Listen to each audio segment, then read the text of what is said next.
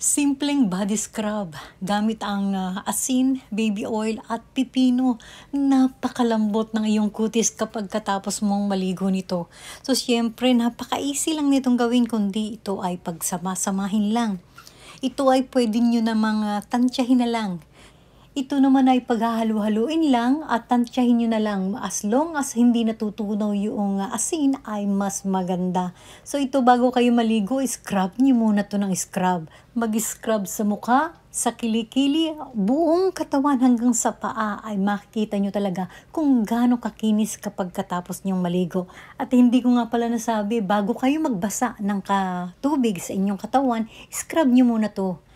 After nyong mag-scrub ay kumuha kayo ng body soap at basa-basain ng pakonti-konti lang yung inyong katawan para yung oil, yung asin at yung pipino, pag sinama mo diyan yung iyong body soap at makikita nyo na talagang magkakasama-sama kapag hinaplos mo ng iyong kamay ay talagang puting-puti. So magbanlaw na mabuti gamit ang tuwalya. So, siyempre para matanggal yung dulas ng inyong katawan. So, alam nyo ba guys, kahit na hindi kayo mag-lotion, after ninyong maligo, makikita nyo at mapifeel nyo, hawakan ninyo, napaka-smooth ng inyong kutis. So, ito ay araw-arawin lang, walang masama nitong araw-arawin kasi ang atin namang skin ay nagpapalit ng oil everyday.